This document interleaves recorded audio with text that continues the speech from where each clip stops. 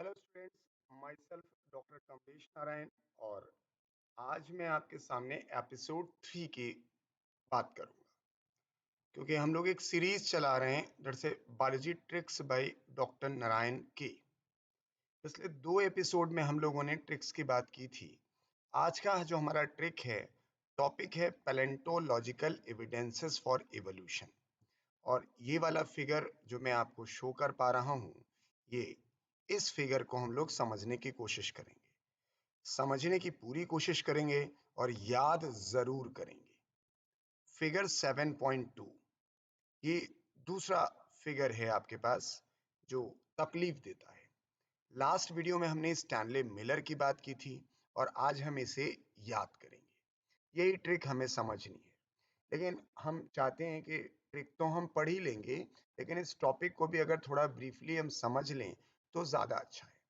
पहली बात आती है, सर ये पैलेंटोलॉजिकल एविडेंसेस किसे कहते हैं? पैलेंटोलॉजी एक ब्रांच है that shows the study of the fossils.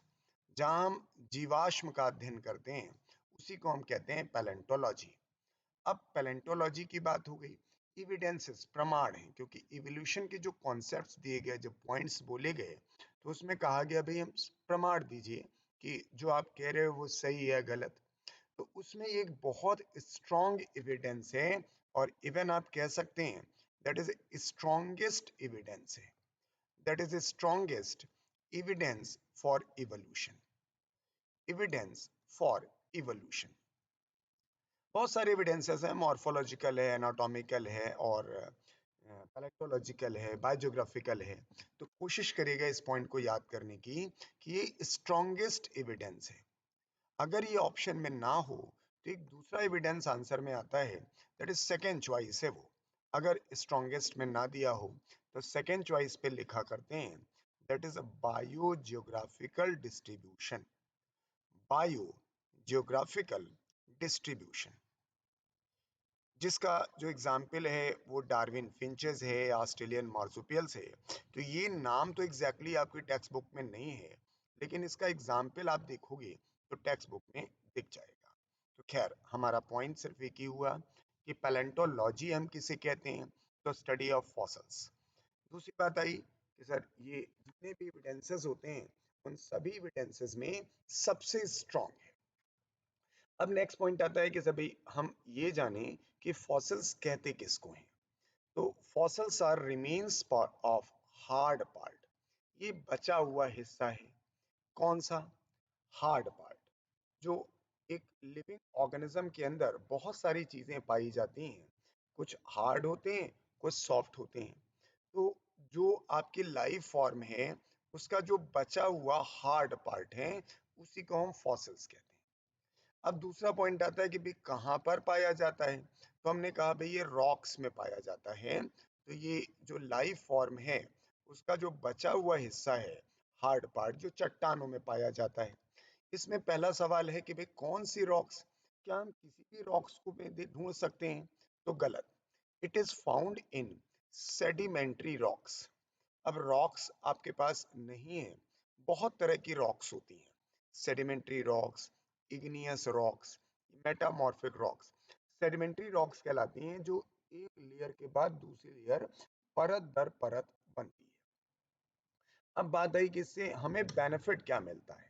इससे बेनिफिट ये मिलता है कि हम फॉसिल्स के बारे में जान पाते हैं, कैसे वो रहते थे, क्या वो खाते थे, कैसे शिकार करते थे, उनकी जीवन शैली को हम जान पाते हैं। तो वो जो कैरेक्टर्स हमको मिलते हैं वो आज के प्रेजेंट ऑर्गेनिज्म के साथ हम कंपैरिजन करते हैं और उनके बारे में ज्यादा जानकारी प्राप्त कर लेते हैं।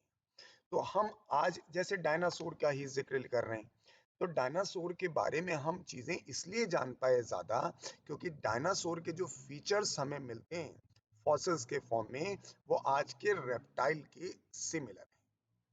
तो अब जो हमारे टॉपिक की बात कर रहे हैं, इस टॉपिक की बात करें कि हम इसे कैसे पढ़ेंगे और कैसे याद करेंगे।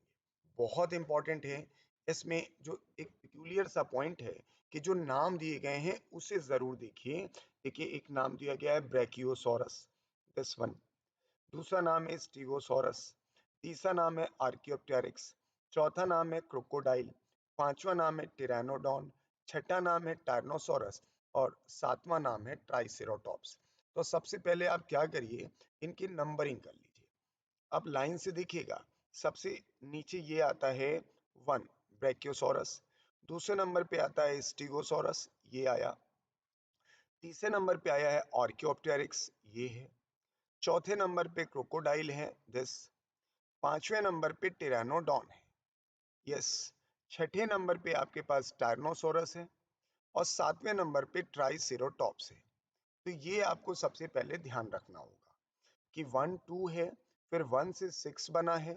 और यानी अब अगर हम यहां से लेके चलें तो हमने नंबरिंग कर ली, नाम हटा दिया और कहा कि सबसे पहले आप सबसे नीचे वाला 1 नंबर पे आइए, दिस इज द 1। फिर इधर लेकर जाइए तो दिस इज द 2, लेकिन थोड़ा ऊपर बनाइएगा 2 को, यस। ये हो गया 1 एंड 2। ध्यान से समझिएगा, क्योंकि कॉन्सेप्ट जो इस तरह की ट्रिक्स होती हैं इसमें अकल ज्यादा लगती है, बस एक बार लगती है और आसानी से याद हो जाता है। अब जो 1 है वही आगे चल के 6 बना है। 1 से हम 6 की तरफ जाएंगे और 2 से हम 7 की तरफ जाएंगे, यस। लास्ट में देखिए 7 बना होगा। तो इससे आपको ये पता रह जाएगा, ये तो हम याद करा देंगे कि 1 कौन है, 2 कौन है, 3 कौन है, 4 कौन है। तो ये 7 नंबर आया यहाँ पर, ये रहा 2, यानी 2 से बनेंगे हम 7 और 1 से हम बनेंगे 6। अब 1 और 2 तो हम याद करा देंगे आपको कि 1 भैया ब्रैकियोसोरस है, 2 स्टीगोसोरस है। फिर देखिए, आपके पास 3 लाइनें बीच में खींचनी है। वो कैसी? एक लाइन इधर से हमने शुरू की, दिस। फिर दूसरी लाइन हमने इससे थोड़ी बड़ी बनाई, दिस। और तीसरी लाइन इन तीनों से भी बड़ी बनाई, दिस, लेकिन 6 के नीचे बनाया। तो ये हो गया 3, ये हो गया 4, ये हो गया 5। यानी आपका जो चार्ट बना है वो 1 2 3 में हमने कन्वर्ट कर दिया। इतना एफर्ट तो आपको करना ही पड़ेगा कि जो आपके पास लिखा है ना, family tree of dinosaur that make the modern day counter part, क्योंकि अब आपके पास इसी को हम आगे बढ़ा देंगे। तो अब हम लोग एक एक करके पढ़ना शुरू करें, ये जानने की कोशिश करेंगे। 1 ब्रैकियोसोरस है, जो 2 है वो स्टीगोसोरस है, 3 है वो आर्कियोप्टेरिक्स है, 4 है वो क्रोकोडाइल है और 5 है वो आपके पास टिरानोडॉन है और 6 जो है वो टायरनोसोरस है और 7th जो है वो ट्राइसेरोटॉप्स है। तरीका क्या रहेगा? तरीका ये होगा कि हम क्या करेंगे, पहले इन सातों के नाम लिख देंगे, जैसे जो नंबरिंग की हमने। एक को हमने कह दिया ब्रैकियोसोरस, जैसा कहा था। 2 को हमने कह दिया स्टीगोसोरस। फिर 3 को हमने कहा आर्कियोप्टेरिक्स। 4 को हमने कहा क्रोकोडाइल। 5 को हमने कहा टिरानोडॉन। 6 को हमने कहा टायरनोसोरस और 7 को हमने कहा ट्राइसेरोटॉप्स। तो ये नाम याद कैसे हो? क्योंकि 1 2 ये चार्ट तो बड़ी आसानी से याद हो जाता है, इसमें मुश्किल नहीं है। ये किताब वाला चार्ट नहीं याद होता है, लेकिन ये याद हो जाएगा कि सर 1 2 बनेगा, 1 से 6 बनेगा, 2 से 7 और 3 4 5 एक साथ। तो इसके लिए एक हम लोग ट्रिक फ्रेम करते हैं, लेकिन वो ट्रिक जानने के लिए आपको ये 1 2 3 4 5 6 7 आपको समझना होगा। हम सीक्वेंसिंग आपको जरूर याद कर देते हैं। तो इसके लिए एक बड़ी सिंपल सी ट्रिक है, यस।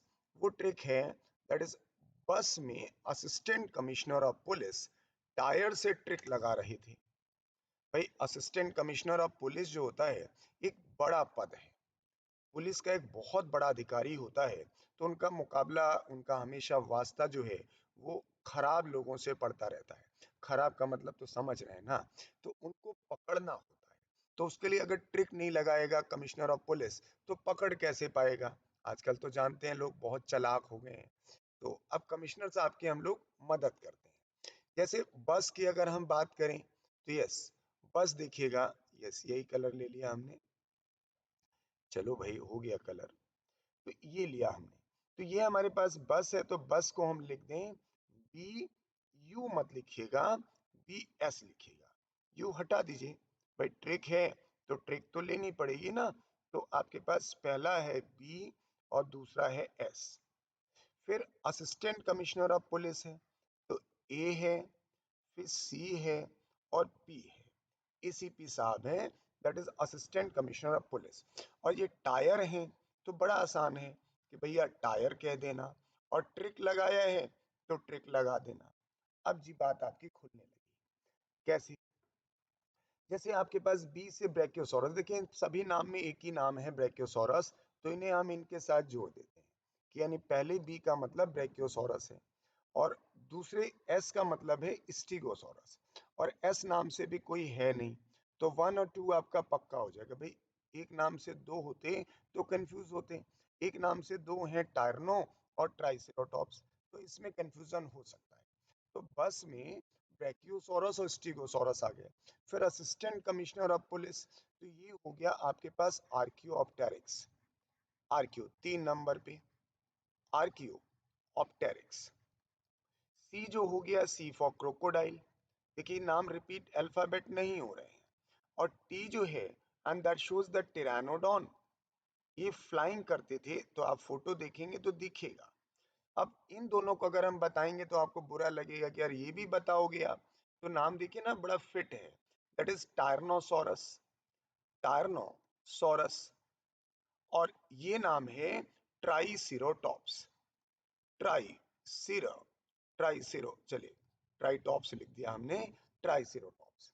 तो इससे आपको याद हो पाएगा कि बस में सफर कर रहे हैं तो B for brachiosaurus, S for stegosaurus, A for archaeopteryx, C for that is crocodile, P for pteranodon. Then अब ये दो टी आए हैं, इसलिए हमने अल्फाबेट नहीं लिखा, हमने लिख दिया टायर से ट्रिक लगा रहे थे। अब हम बताएंगे थोड़ी ना आपको कि कौन से ट्रिक लगा रहे थे, बता देंगे तो फिर कमिश्नर ऑफ पुलिस की जो चालाकी है वो आपको पता नहीं चल जाएगी। तो अब आप इसी को अगर फिट करना शुरू कर दें तो ये सब इसमें आसानी से फिट हो जाएगा, क्योंकि अब मुश्किल नहीं रहा ये। जैसे ए को आपने नाम दिया यहाँ पर, तो ये तो ब्रैकियोसॉरस हुआ ना, दिस वन। बी को आपने नाम दिया है स्टीगोसॉरस। फिर एसीपी साहब हैं, ये हैं आर्कियोप्टेरिक्स। सी फॉर क्रोकोडाइल, ये क्रोकोडाइल है। ये टिरानोडॉन है, यस। ये टार्नोसोरस है, देखिए याद हो गया। और ये है ट्राइसिरोटॉप्स, यस।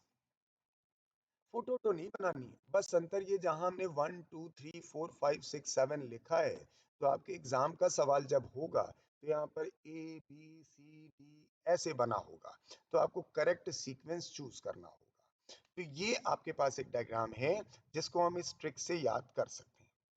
और इसमें हमने जो शुरू में आपको बातें बताई हैं वो बहुत छोटी छोटी बातें हैं कि भाई पैलेंटोलॉजी कहते किसको हैं, फॉसिल्स को कहते हैं। जितने भी एविडेंसेस आपके पास अभी तक हैं उनमें सबसे स्ट्रॉन्ग एविडेंस जो है वो फॉसिल का माना जाता है। फॉसिल ना दिया हो तो बायोजियोग्राफिकल डिस्ट्रीब्यूशन करेंगे, आगे हम इसको भी ट्रिक बता देंगे। फिर फॉसिल्स की बात की, भाई ये फॉसिल्स होते क्या हैं, तो इसको जानने के लिए हमने कहा भाई remains of the hard part of the organism that existed millions year ago या 1000 year ago, हमेशा किस चट्टान में पाए जाते हैं, तो बताए भाई सेडिमेंट्री रॉक्स में पाए जाते हैं, अन्य रॉक्स में नहीं पाए जाते। फिर इतना ब्रीफ इंट्रोडक्शन करके मैंने इस चार्ट को समझाने की कोशिश की है, और इसके लिए आपको नाम की जगह पर नंबरिंग कर दी। अब वो नंबरिंग आपकी क्या होगी, तो आप बस में एसीपी साहब टायर से ट्रिक लगा रहे थे, इसके साथ रिलेट करिएगा और डेफिनेटली ये आपको याद हो जाएगा।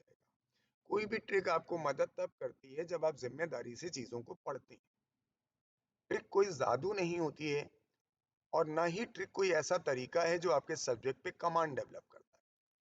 ट्रिक का सिर्फ काम एक होता है कि आपकी गलतियों को कम कर देना। अगर आपने पढ़ा है तो कुछ कंफ्यूजन कभी कभी रहता है, तो उस कंफ्यूजन को दूर कर देता है। लेकिन अगर आप सोचते हैं हम बिना पढ़े ही ट्रिक को पढ़ेंगे तो it's a wastage of your time. खाली आप एंजॉय कर सकते हैं, चीजें समझ नहीं सकते। इसलिए मैं यही कहूंगा कि पहले टॉपिक पढ़ लीजिए, फिर ट्रिक को उस पर अप्लाई करिए, ताकि गलतियां आपकी कम से कम हो जाए। दूसरा बेनिफिट भी होता है, ट्रिक से गलतियां तो कम होती ही होती हैं, एग्जाम में हमको जल्दी से याद आ जाता है, हमें ज्यादा सोचना नहीं पड़ता है, हम अल्फाबेट के साथ रिलेट कर लेते हैं, डायग्राम अपने जहन में बना लेते हैं। यस, हमारा ये वीडियो जो हमने इस तरह से बनाया है, ये आपको कैसा लग रहा है या कैसा लगता है, हमें ज़रूर बताइए। ये हमारे लिए बहुत ज़रूरी है, क्योंकि मैं एक नई सीरीज के साथ आपके साथ हूँ, और ये सीरीज प्रोसीड ही तब करूंगा जब मुझे ऐसा लगेगा कि इससे आपको बेनिफिट हो रहा है। क्योंकि हमारे क्योंकि हमारा चैनल प्योर एजुकेशनल चैनल है, हम सिर्फ पढ़ाई की बातें करते हैं। तो अगर कोई ऐसी सीरीज या सीक्वेंस या वीडियो मैं बनाऊं और आपको बेनिफिट ही ना हो, तो उसको बनाने का कोई फायदा नहीं है। तो चलिए, पढ़ते रहिए और फन के साथ पढ़ते रहिए, एंजॉय करते रहिए। हाँ, हमारे चैनल को सब्सक्राइब जरूर कर लें। ऐसे बहुत सारे वीडियो हैं आपके चैनल पर और बहुत सारे आने वाले हैं। सब्सक्राइब कर लेंगे तो फिर ये आपको जब भी नया वीडियो आएगा तो सबसे पहले आपको पता चल जाएगा। और शेयर करेंगे तो शायद लोगों का भला भी हो जाएगा कि आप एक ऐसी चीज को पढ़ते हो जो आपकी पढ़ाई को सर बूस्ट अप कर देती है। Okay, good luck and happiness for all of you.